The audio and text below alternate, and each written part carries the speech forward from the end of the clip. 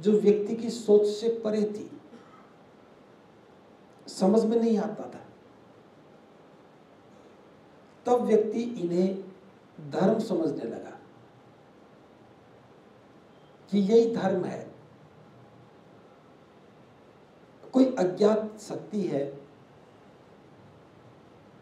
उसकी वजह से सब हो रहा है। और इसके साथ साथ एक बात मन में बैठ गई, धर्म की जितनी भी घटनाएं हैं ये सब विनाशकारी हैं। तो धर्म की अवधारणा, इस विनाशकारी प्रवृत्ति जो है प्रकृति की, इससे शुरू हुई। फिर थोड़ा आगे चले, धर्म का दूसरा दौर शुरू हुआ। इसमें कुछ बातें और जुड़ गई, जैसे बरसात का होना, ओलों का गिरना, महामारी का आ जाना, तेज तूफानों का हो जाना। अब व्यक्ति इन सब बातों को धर्म मानने लगा। अब थोड़ा सा विचार में परिवर्तन हुआ कि बरसात का होना हमेशा बुरा नहीं है। बरसात होने से तो बहुत सारे लाभ होते हैं। हवा का चलना हमेशा विनाशकारी नहीं है, कभी शीतलता देती है तो कभी उष्णता देती है। अब ये सारी अवधारणा में थोड़ा बदलाव हुआ कि जो प्राकृतिक घटनाएं हैं ये विनाशकारी नहीं, ये लाभकारी भी है। अब व्यक्ति की अवधारणा में थोड़ा बदलाव हो गया। फिर धर्म का तीसरा दौर आया। तीसरा दौर आया तो इसमें एक सर्वशक्तिमान ईश्वर की कल्पना हो गई। ईश्वर है तो आत्मा भी है, आत्मा है तो परमात्मा है, आत्मा है तो अजर और अमर है, एक जन्म से दूसरा जन्म भी है। फिर पाप और पुण्य शुरू हो गया। पाप और पुण्य शुरू हुआ तो स्वर्ग और नरक भी बन गए कि बुरा कर्म करेगा तो नरक में जाएगा, अच्छा कर्म करेगा तो स्वर्ग में जाएगा। अब व्यक्ति की अवधारणाओं में बहुत बड़ा बदलाव हो गया। अब सारी चर्चाएं इन्हीं बातों पर आ गई कि स्वर्ग भी है, नरक भी है, आत्मा है, परमात्मा है, पाप है, पुण्य है, ईश्वर है, पुनर्जन्म है। अब ये सब बातें आई तो इन सब बातों में व्यक्ति भ्रमित होने लगा। बुरे कर्मों से मुक्ति की चाहत पैदा होने लगी। आत्मा को देख लूं, परमात्मा को देख लूं, स्वर्ग में चला जाऊं, जो बुरे कर्म हो गया उनसे छुटकारा कैसे पाऊं। जब ये बातें मन में आने लगी, व्यक्ति डरने लगा, कभी मैं नरक में ना चला जाऊं, कभी मेरी आत्मा ना भटकती रहे। अब जो जो इसका विस्तार हुआ, व्यक्ति डरने लगा, और डरने लगा तो पुरोहित का जन्म हुआ। बीच में पुरोहित आ गया। पुरोहित के आते ही कर्मकांड शुरू हो गए। गंगा स्नान से मुक्ति मिलेगी, यज्ञ हवन करने से मुक्ति मिलेगी, पाप कर्म किया तो आपने ऐसा ऐसा अनुष्ठान किया तो मुक्ति मिलेगी। अब जो ही पुरोहित का प्रवेश हुआ तो कर्म कांड शुरू हो गए। अब धर्म की अवधारणाएं आत्मा, परमात्मा, स्वर्ग, नरक, ईश्वर, पुनर्जन्म इत्यादि से होती हुई कर्म कांड तक आ गई और हमारा विश्वास और मजबूत होता चला गया। आज जो अंतिम दौर में जो धर्म की व्याख्या है वो यही है कि ईश्वर, आत्मा, परमात्मा, पुनर्जन्म, स्वर्ग, नरक, पाप और पुण्य, इन सब में जो विश्वास है और विश्वास के परिणाम स्वरूप जो कर्मकांड हैं, कर्मकांडों से मुक्ति का जो मार्ग खुलता है, इन सब में विश्वास जो है उस विश्वास का नाम ही धर्म है। ये बात समझ में आ गई? उस विश्वास का नाम ही धर्म है। इसलिए जब भी कोई धर्म की बात करेगा, वो ईश्वर की बात करेगा, आत्मा की बात करेगा, परमात्मा की बात करेगा। आत्मा अजर है, आत्मा अमर है, कभी मरती नहीं। जब भी धर्म की कोई बात होगी, स्वर्ग नरक में, आत्मा परमात्मा में, ईश्वर में, इन्हीं में ही उलझी रहती है। और जितना जितना व्यक्ति इनके बारे में ज्यादा बात करता है, लोग कहते हैं बड़ा धार्मिक है। जो जितने ज्यादा व्रत करेगा बड़ा धार्मिक है, जितनी ज्यादा तीर्थ यात्रा करेगा बड़ा धार्मिक है। लेकिन बुद्ध ने इसे नकारा। तथागत ने कहा, इन अवधारणाओं से व्यक्ति के जीवन में कल्याण कहां है? अब स्वर्ग है तो स्वर्ग का इस जीवन से क्या संबंध है? अगर वैसे भी हम सोच करके देखें, जब व्यक्ति कामना करता स्वर्ग में जाने की, आपने कहानियां पढ़ी होंगी। स्वर्ग में कौन मिलती है? परियां मिलती हैं। परी भी सुंदर मिलती है, खूबसूरत मिलती है। यह कल्पना किसकी है? पुरुषों की या महिलाओं की है? अगर यह कल्पना पुरुषों की है तो बिल्कुल सही है, वहां परियां मिलेंगी। अगर यह कल्पना महिलाओं की होती तो क्या मिलती? परी नहीं मिलती। तो यहां एक बात समझ में आती है, ये सारी कल्पनाएं पुरुषों ने की हैं, इसीलिए महिलाओं को धर्म की अवधारणाओं से दूर रखा। एक बात समझ में आती है, स्वर्ग में भी मिलेंगे तो परियां मिलेंगी, सजा देने वाले मिलेंगे तो पुरुष मिलेंगे, नरक में पुरुष मिलेंगे। कभी सोच के देखना, नरक की जितनी भी कहानियां हैं, नरक की कहानियों में सारे ही पुरुष मिलेंगे। बदसूरत मिलेंगे, खतरनाक मिलेंगे, लंबे दांत वाले मिलेंगे, उबलती है तेल में डालती मिलेंगे। सारे काम कौन करते हैं? पुरुष करते हैं। और स्वर्ग में एक भी पुरुष नहीं मिलेगा, सारी महिलाएं मिलेंगी। इसलिए महिलाओं को स्वर्ग है ही नहीं, नरक ही मिलता है।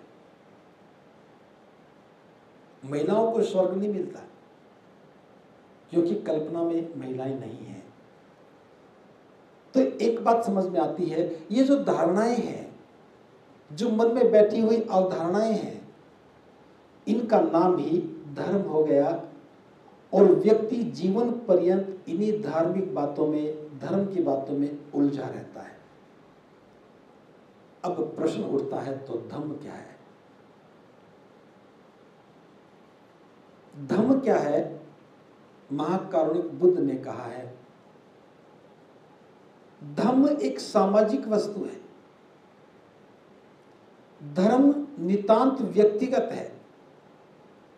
कोई व्यक्ति कहता है कि मैं अमुक देवता की पूजा करता हूं, कोई कहता है मैं अमुक देवता की पूजा करता हूं, कोई देवी की पूजा करता है, कोई सोमवार को व्रत करता है तो कोई शुक्रवार को करता है, कोई शनिवार को करता है, कोई 4 धाम की यात्रा करता है तो कोई 2 धाम की यात्रा करता है, कोई गंगा स्नान करता है तो कोई गोदावरी में जाता है। ये सारी धारणाएं व्यक्तिगत हैं, सामूहिक नहीं है, सबकी व्यक्तिगत है। लेकिन बुद्ध ने कहा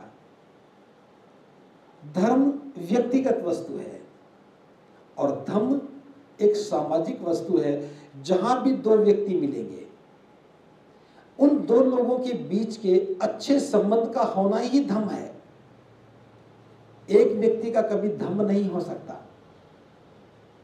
धम्म की शुरुआत ही वहां होती है जहां 2 व्यक्ति मिलते हैं। और जो 2 व्यक्ति मिलते हैं, उन दोनों के बीच में संबंध अच्छा होगा तो सुख मिलेगा, संबंध बुरा होगा तो दुख मिलेगा। तो सुख और दुख कहां से आए? संबंधों से आए। जिससे आपके संबंध अच्छे हैं वहां से सुख मिलता है, और जहां आपके संबंध बुरे हैं उससे दुख मिलता है। तो जो धम्म है ये एक सामाजिक वस्तु है, जहां भी दो व्यक्ति मिलेंगे वहां धम्म की शुरुआत होती है। इसलिए बुद्ध ने कहा कि धम्म के दो ही आधार स्तंभ हैं। बुद्ध के धम्म के दो आधार स्तंभ हैं, एक प्रज्ञा है और दूसरा करुणा है। प्रज्ञा क्या है? प्रज्ञा का मतलब है बुद्धि की निर्मलता। हमारी जो बुद्धि है वो निर्मल हो जाए। बुद्धि का निर्मल होना ही प्रज्ञा है।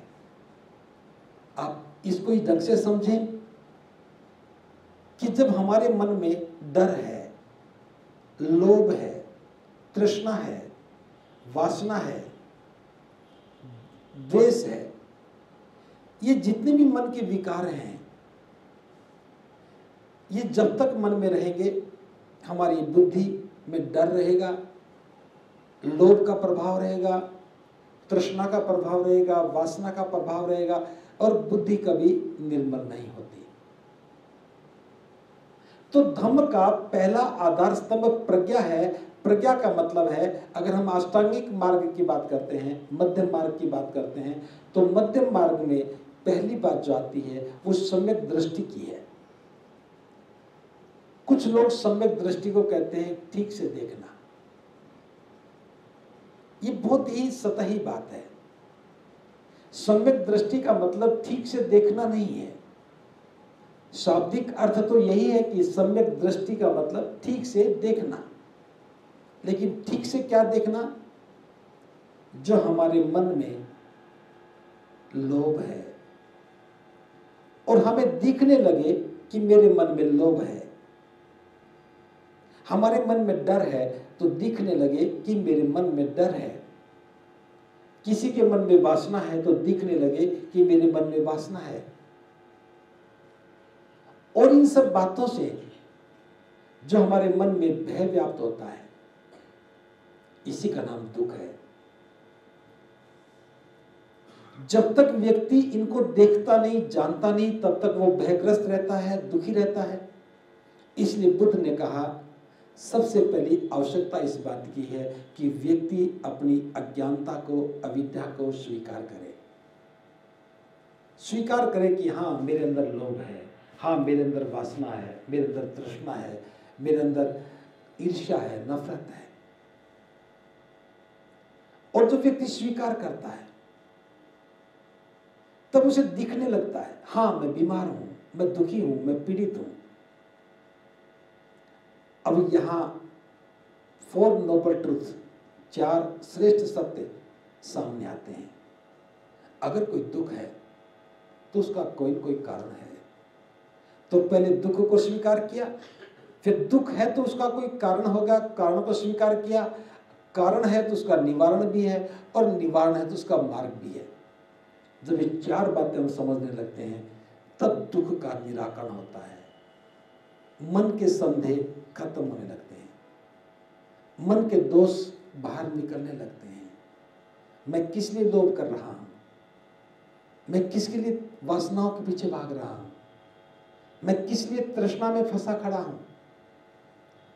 अब जब व्यक्ति अपने ही दोषों को देखने लगता है, 4 श्रेष्ठ सत्य के माध्यम से जब आगे पहुंचता है कि मेरे लोभ के पीछे तो ये कारण है, मेरे द्वेष के पीछे तो ये कारण है, मेरी तृष्णा के पीछे ये कारण है, और जब व्यक्ति कारण को देख लेता है तो उसका निवारण शुरू कर देता है।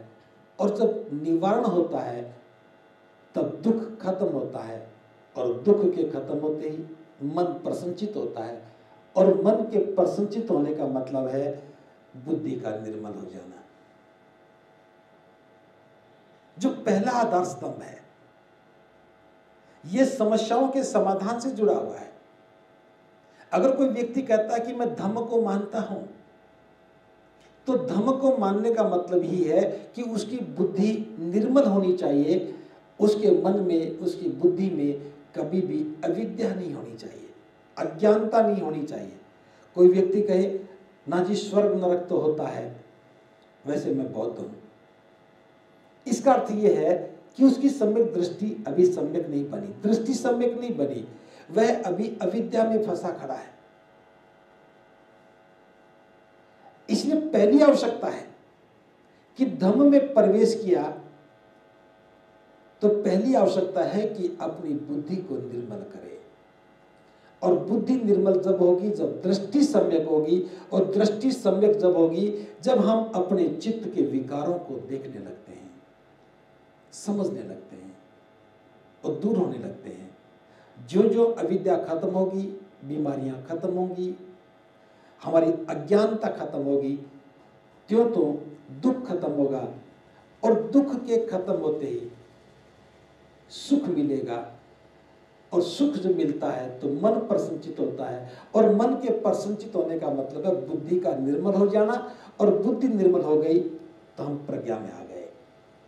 इसका मतलब यह है कि हमने धम्म का पहला आधार स्तंभ समझ लिया है। समझ में आया?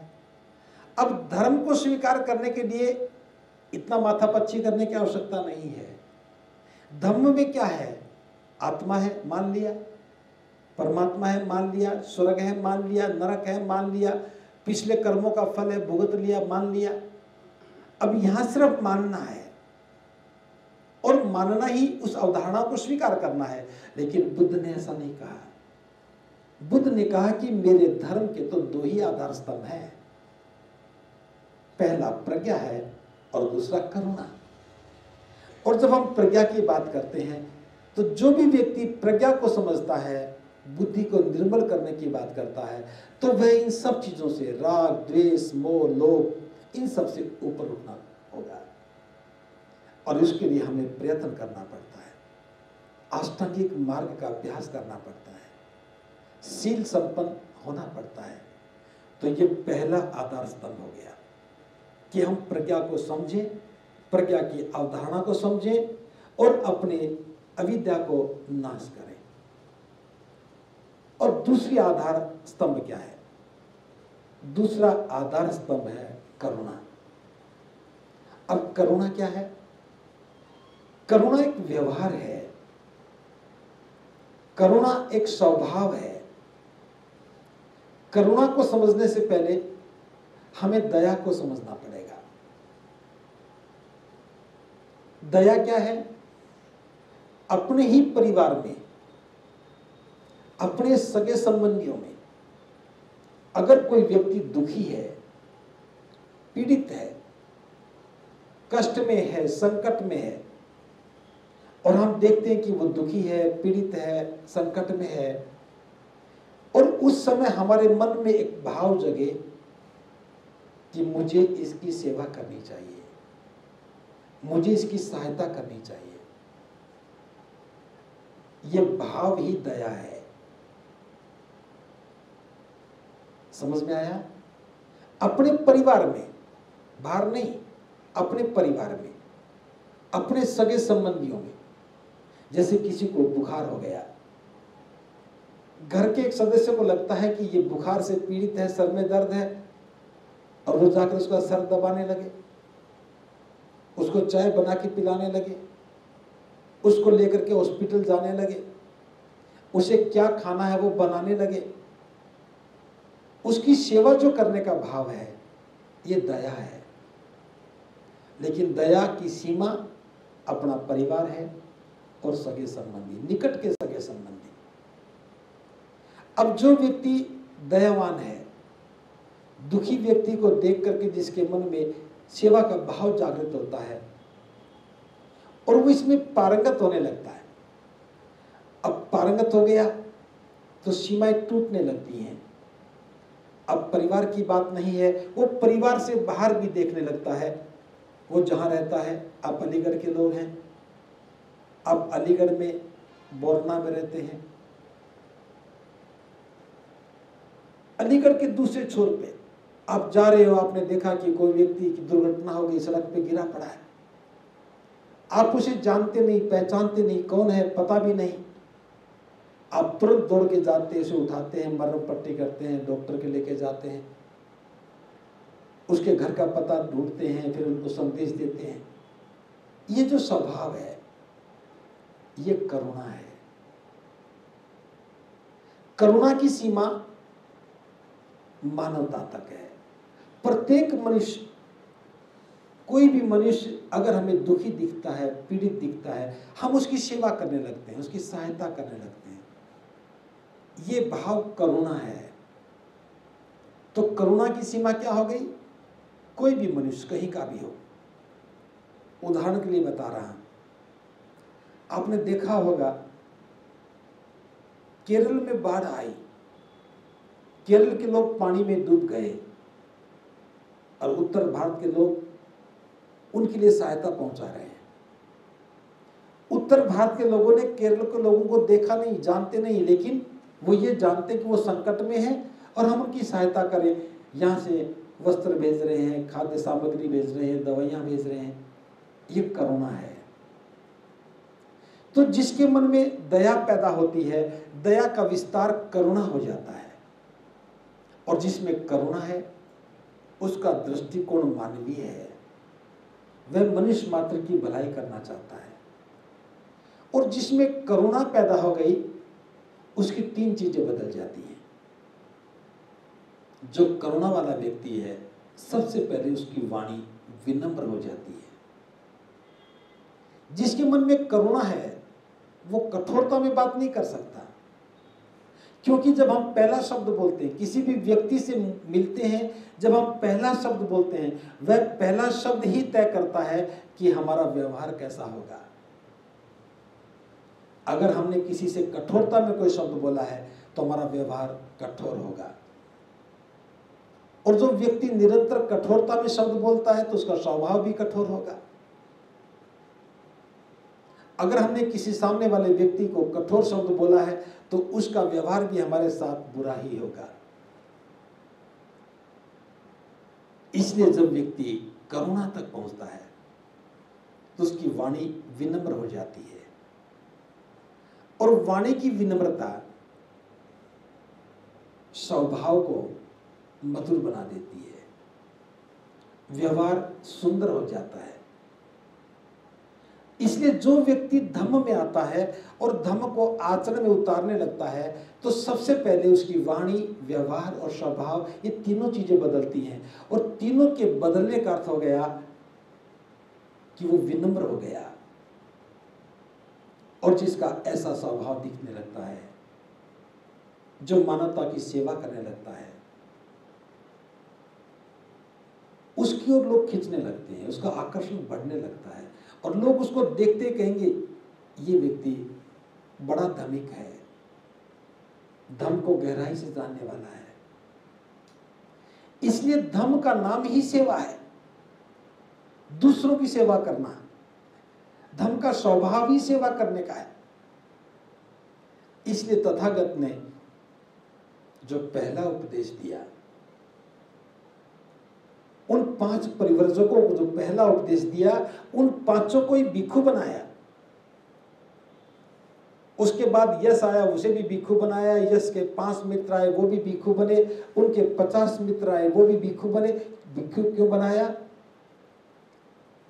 ताकि वो जैसी कल्पना कर रहे हैं, समाज कैसा हो, व्यक्ति कैसा हो, वो वैसा डिजाइन कर सकें।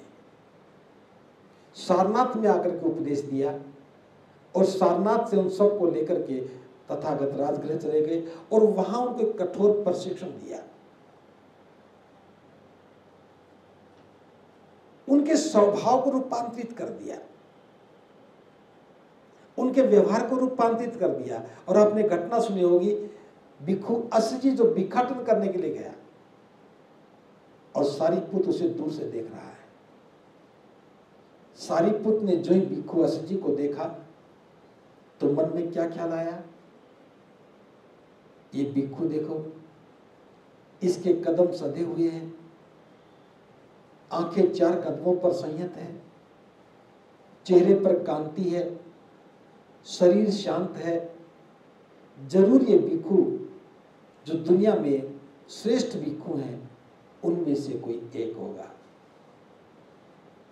वार्तालाप नहीं हो रही, भिक्षु असजी भिक्षाटन के लिए जा रहे हैं, सारीपुत टहल रहा है, दूर से दृष्टि पड़ी, देखा कि इसके तो कदम बड़े सधे हुए हैं, देखा कि आंखें भी बड़ी स्थिर हैं, चेहरे पर तो कांति है, शरीर शांत है, जरूर ये भिक्षु दुनिया के जो श्रेष्ठ भिक्षु हैं उनमें से कोई एक होगा। सोचा कि तेज कदमों से मैं जाकर के रोकूं और पूछूं। इतने में देखा कि भिक्षु असित जी किसी द्वार पर खड़े हैं भिक्षाटन के लिए, हाथ में पात्र है। सारीपुत्र रुक गया, सोचा कि भिक्षाटन का समय बाधा नहीं बननी चाहिए।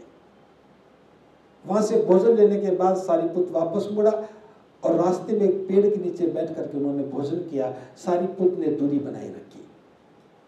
भोजन कर चुकने के बाद सारीपुत्र नजदीक गया और कहा, हे समण, मैंने तुम्हारे सधे हुए कदमों को देखा है, तुम्हारी आंखें बड़ी संयमित हैं, चेहरे पर कांति है, शरीर बड़ा शांत है। मैं जानना चाहता हूं कि तुम किनके नाम से प्रवचित हुए हो, तुम्हारा आचार्य कौन है और तुम किसके धर्म को मानते हो। तो भिक्षु असित जी कहता है, शाक्य कुल में उत्पन्न सिद्धार्थ गौतम जो सम्यक संबुद्ध हैं, वो मेरे आचार्य हैं, वो मेरे शास्त्रा हैं, मैं उन्हीं की शिक्षाओं को मानता हूं। जो बुद्ध का नाम आया, सारीपुत्र की तो आंखें खुल गई। अच्छा, तो आप बुद्ध के शिष्य हैं, क्या मैं बुद्ध से मिल सकता हूं? असित जी ने कहा, हाँ, मैं मिलवा दूंगा। फिर याद आया कि नहीं, मैं अकेला नहीं मिलूंगा, मेरा मित्र है, मैं उसे भी लेके आऊंगा। पता पूछा और सारीपुत्र वापस लौट आया। जो ही सारीपुत्र अपने आश्रम में प्रवेश करता है तो उनका साथी मोदगल्यायन उन्हें दूर से आता देखता है और मोदगल्यायन के मन में भी यही भाव आता है, आज सारीपुत्र को क्या हो गया, कदम सधे हुए हैं, आंखें संयत हैं, चेहरे पर कांति आ गई। जो ही सारीपुत्र निकट आता है तो मोदगल्यायन पूछता है कि हे मित्र, लगता है तुझे संबोधि प्राप्त हो गई। सारीपुत्र कहता, हाँ, मुझे जो मिला बड़ा अद्भुत मिला है, सारी घटना बताता है। तो मोदगल्यायन कहता है, फिर देर किस बात की, मैं भी चलता हूं, दोनों साथ चलते हैं। सारीपुत्र कहता, नहीं, हम दोनों नहीं चलेंगे, जाने से पहले अपने मित्रों को बता के चलेंगे। सारे सहपाठियों को इकट्ठा किया, उनकी संख्या 250 थी। सबसे कहा कि मित्रों, अभी तक हम साथ थे, अब हम दोनों महाकारुणिक बुद्ध के शिष्य बनने के लिए जा रहे हैं, बस तुम्हें बताने के लिए रुके हैं। उन सभी सहपाठियों ने कहा कि जब तुम दोनों ही जा रहे तो हम क्या करेंगे, हम भी साथ चलेंगे। सारे तैयार हो गए।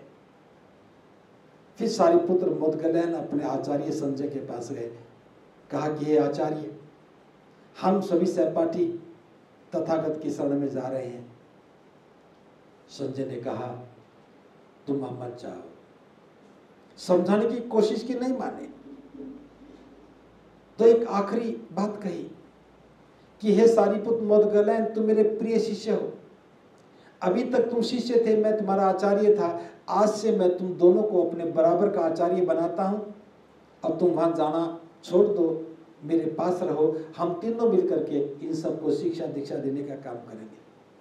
सारीपुत्र कहता है कि हे आचार्य, हम तो जिज्ञासु हैं, हम तो ज्ञान की तलाश में हैं, हमें आचार्य बनने से क्या लेना, अच्छा होगा कि आप भी हमारे साथ चलो। लेकिन संजय नहीं चला। सारीपुत्र मोदगल्यायन, उनके 250 साथी सारे के सारे बुद्ध के पास गए और बुद्ध के शिष्य हो गए। मैं ये घटना इसलिए बता रहा हूं, ये बुद्ध की शिक्षा और उनका प्रभाव कुछ महीने के दौरान ही भिक्षु असित जी का स्वभाव, व्यवहार, चाल ढाल सब बदल गई और सारीपुत्र ने देखते ही प्रभावित हो गया। बुद्ध के धम्म का यही प्रभाव है, जब व्यक्ति दोनों आधार स्तंभों को ठीक से समझ जाता है, प्रज्ञा और करुणा को समझ जाता है, तो उसका जीवन रूपांतरित हो जाता है। और जिसका जीवन रूपांतरित हो गया, वो बोले तब भी कल्याण करेगा, चलेगा तो भी दूसरों का कल्याण करेगा। उसका जीवन का एक एक लम्हा दूसरों के कल्याण के काम आता है। इसलिए बुद्ध ने धम्म को एक सामाजिक वस्तु कहा है। कोई व्यक्ति किसी की कितनी पूजा करता रहे, उसको देख के कौन प्रभावित होगा? कोई व्यक्ति कितनी कठोर साधना करे, उसको देख के कौन प्रभावित होगा? लेकिन जो बुद्ध की शिक्षाएं हैं, प्रज्ञा और करुणा, ये जो जीवन में उतरती है तो जीवन रूपांतरित हो जाता है। इसलिए बुद्ध का धम्म जीवन को रूपांतरित करने का है। धम्म का मतलब ये जीवन का रूपांतरित हो जाना। धम्म का अर्थ ही है कि अज्ञानता का नाश हो जाना। धम्म का अर्थ ही है कि वासनाओं से मुक्त हो जाना। धम्म का अर्थ ही है कि तृष्णाओं से मुक्ति हो जाना। धम्म का अर्थ ही है कि सदाचरण का पालन करना। दो लोगों के बीच में जो सबसे मजबूत संबंध है वो सदाचरण का ही है। जहाँ सदाचरण नहीं, वह जीवन का कोई मूल्य नहीं। इसलिए बुद्ध के धम्म की जब बात आती है, धम्म की बात आती है, तो सबसे पहले हम शीलों की बात करते हैं। और शील का मतलब है जीवन मूल्य। जिस काम को धारण करने से, जिस विचार को धारण करने से जीवन मूल्यवान हो जाता है, तो यहाँ जीवन की महत्ता बदल जाती है। इसलिए प्रज्ञा और करुणा दोनों के दोनों आधार स्तंभ लोगों को जोड़ने का काम करते हैं। दुखों से पीड़ित व्यक्ति को सुख का मार्ग बताने का काम करते हैं। और करुणा तो दुख से बाहर निकालने का मार्ग है। एक छोटी सी घटना का जिक्र कर रहा हूं। गांधार प्रदेश की घटना है। कुछ भिक्षु रहते थे, उनमें से एक वृद्ध भिक्षु भी था। उसको पेचिश की बीमारी हो गई, उसको दस्त लग गए। उन दिनों ज्यादा उपचार नहीं होता था। अब वो भिक्षु उस बीमारी के कारण ज्यादा थक गया, उठना बैठना मुश्किल हो गया। अब तो बिस्तर पर लेटे लेटे ही लैट्रिन हो जाए, वहीं पेशाब कर दे। अब जिस कमरे में रहते थे उसमें दुर्गंध होने लगी, मक्खियां बिनबिनाने लगी। बहुत सारे भिक्षु थे, वो सारे एक एक करके वहां से निकल गए। कुछ भिक्षु ठहरे भी रहे। जब तथागत को पता लगा तो तथागत भिक्षु संघ को लेकर के गांधार गए, उस विहार में गए और वहां जाकर के वृद्ध भिक्षु को जब देखा तो आनंद से कहा कि आनंद गर्म पानी लेके आओ। भिक्षु आनंद गर्म पानी लेके आया। आनंद ने पानी डाला और तथागत ने उस बीमार भिक्षु को नहलाया। दूसरे भिक्षु ने उनके कपड़े साफ किए और भिक्षु ने उस विहार को साफ किया। कोई भिक्षु बुद्ध से भी कहने लगा, नहीं ये काम तो हम ही करेंगे। तथागत ने कहा, नहीं ये काम तो मुझे ही करने दो। साफ सफाई होने के बाद, भिक्षु को नहलाने के बाद, अच्छे कपड़े पहनाने के बाद तथागत ने देशना दी और कहा, भिक्षु, कोई भी भिक्षु जो किसी बीमार की, वृद्ध की सेवा करता है वो मेरी ही सेवा करता है। किसी भी बीमार की सेवा करता है, वृद्ध की सेवा करता है, वो मेरी ही सेवा करता है। तो इस घटना से पता लगता है कि धम्म तो नाम ही सेवा का है। जहां भी दो लोग होंगे वहां सेवा की आवश्यकता पड़ेगी। जहां दो लोग होंगे वहां संबंध की आवश्यकता पड़ेगी। जहां दो लोग होंगे वहां सदाचरण की आवश्यकता पड़ेगी। अगर जीवन से सदाचरण खत्म हो जाए, अच्छा आचरण खत्म हो जाए, तो फिर परिवार और समाज क्या बंद कर रह सकते हैं? परिवार की अवधारणा ही सदाचरण पर टिकी है, समाज की अवधारणा ही सदाचरण पर टिकी है। अच्छा आचरण है, संबंध अच्छे हैं तो समाज अच्छा है। आचरण बुरा है, संबंध बुरे हैं तो समाज बुरा बन जाता है। इसलिए धर्म और धम्म की अवधारणाओं में जमीन आसमान का अंतर है। समझ में आया होगा? लेकिन बुद्ध ने एक बात कही है, ये कहकर के मैं अपनी बात को विराम दूंगा। बुद्ध ने कहा है, निरर्थक विषयों पर कोई चर्चा ना करें। अगर कोई पूछे क्या आत्मा होती है? क्या आत्मा नहीं होती? क्या आत्मा अजर है?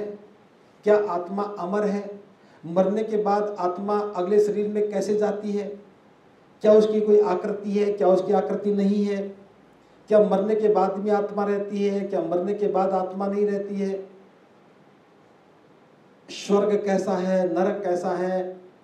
बुद्ध ने कहा इन सारे प्रश्नों का जीवन के कल्याण से कोई संबंध नहीं है।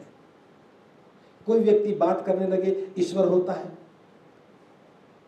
कितने भी दिन बिता दो ईश्वर के ऊपर, कोई कहता है ईश्वर नहीं होता। तथागत कहते ईश्वर होता भी है और नहीं भी होता। इन दोनों ही प्रश्नों से हम अपनी ऊर्जा खराब करते हैं, हम अपना समय खराब करते हैं और हासिल कुछ नहीं होता।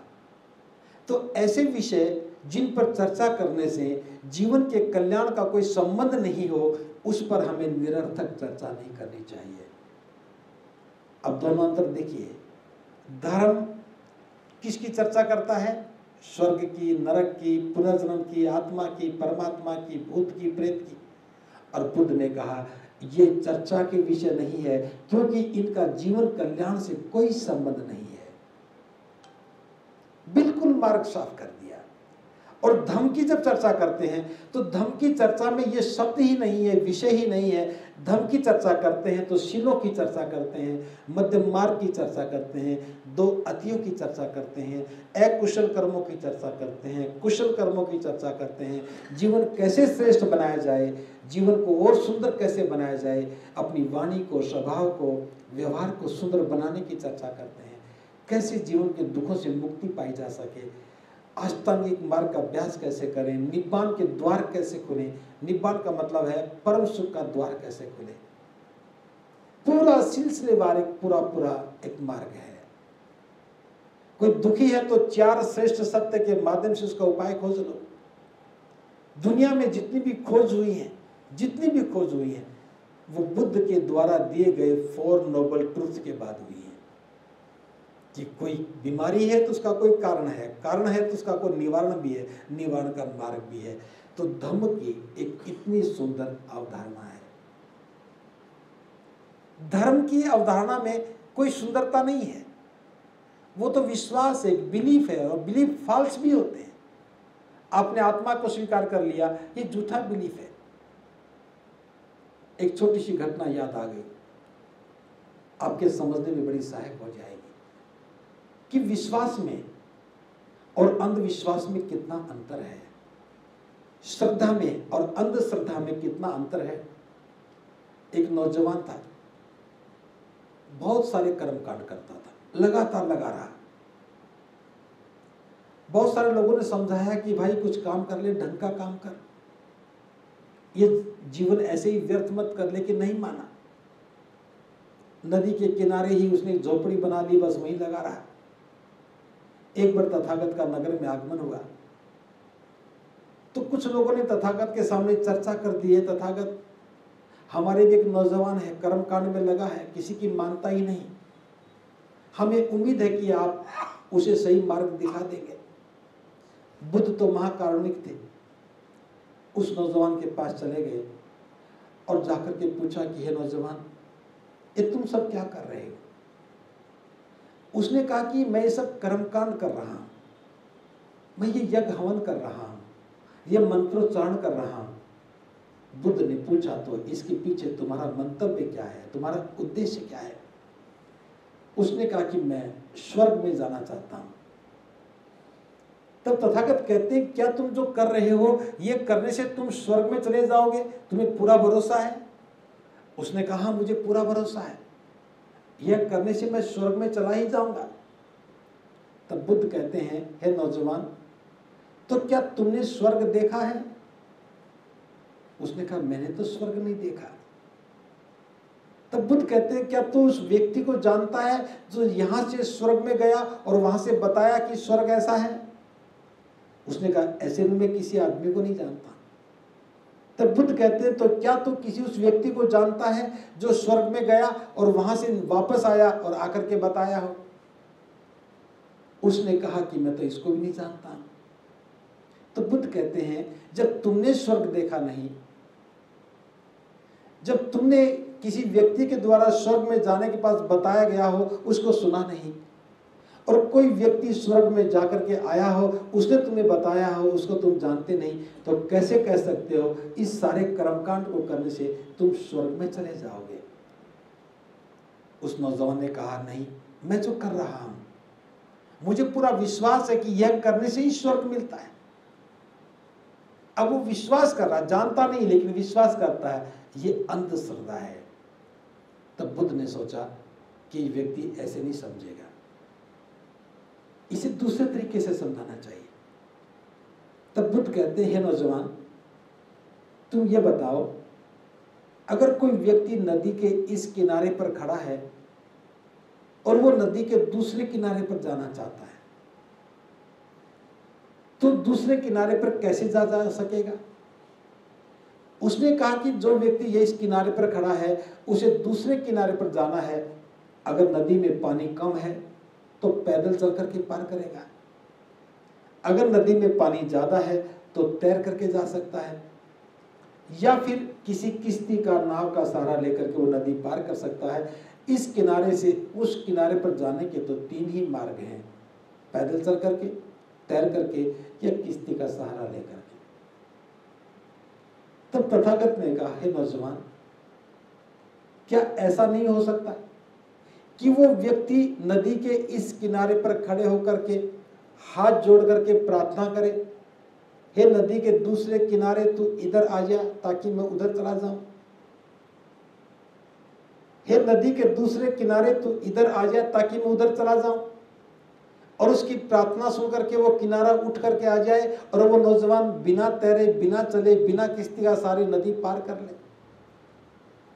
और नौजवान कहने लगा, हे तथागत, ये बिल्कुल भी संभव नहीं है, प्रार्थना करने से नदी का दूसरा किनारा इधर नहीं आ सकता, नदी के पार जाना है तो 3 ही रास्ते हैं।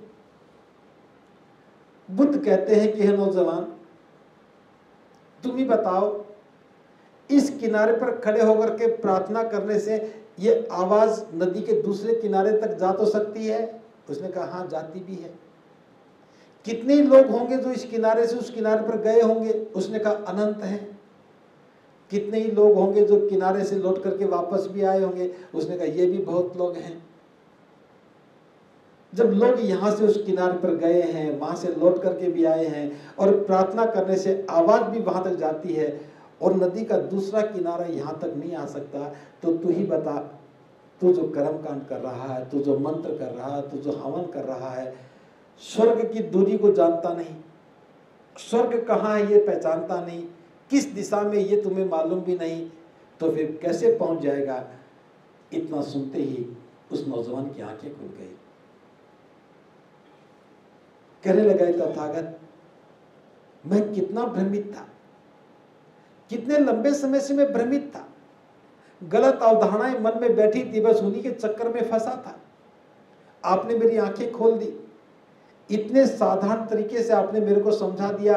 हे तथागत, आज से ही आप मुझे आजीवन अपना शरणागत शिष्य स्वीकार करें। और वो बुद्ध का शिष्य बन गया। दोनों मंत्र पता लगा। बुद्ध का जो धम्म है ये अज्ञानता को पोषण नहीं करता, गलत अवधारणाओं के सारे जीवन को नहीं चलाता। बुद्ध का धम्म विश्वास पर है, अटूट विश्वास जो तथ्यपरक है, जो पूर्ण सत्य है। और धर्म केवल विश्वास है, अंधविश्वास है, बिना जाने विश्वास है। तो धर्म नितांत व्यक्तिगत है, धर्म व्यक्ति का नितांत व्यक्तिगत विश्वास है, धर्म व्यक्ति का नितांत व्यक्तिगत कल्याण के लिए ही कर्मकांड करने का नाम है। जबकि धम्म 2 लोगों के बीच के अच्छे संबंध का नाम है, 2 लोगों के बीच में सदाचरण का नाम धम्म है। अपने मन से अविद्या का नाश करके बुद्धि को निर्मल करने का नाम धम्म है। बीमार और दुखी व्यक्ति को देख करके सेवा का भाव मन में जाग जाए, इसका नाम ही धम्म है। तो धम्म और धर्म में बहुत स्पष्ट अंतर है। तो मैं समझता हूँ आप समझ पाए होंगे कि धर्म क्या है और धम्म क्या है। इसलिए हम हमेशा धम्म की बात करते हैं। धम्म जीवन का रूपांतरण है, धम्म स्वभाव व्यवहार वाणी का रूपांतरण है, धम्म जीवन मूल्य स्थापित करके श्रेष्ठ जीवन मार्ग पर चलने का नाम है, और धम्म अष्टांगिक मार्ग से होते हुए 10 पारमिताओं को पूरा करते हुए एनलाइटन हो जाने का नाम है, बुद्धत्व प्राप्ति का नाम है। धम्म में कोई अविश्वास नहीं है, अंधविश्वास नहीं है, अश्रद्धा नहीं है। तो अगर ये समझ में आ गया तो आप अपना जीवन श्रेष्ठ बना पाएंगे। बस इतना ही धम्म और धम्म के बीच में अंतर है। तो मैं समझता हूँ कि इस बात को आप ठीक से समझ पाएंगे और इससे आपका कल्याण होगा। सबका मंगल भवतु सम भवतु सम भवतु।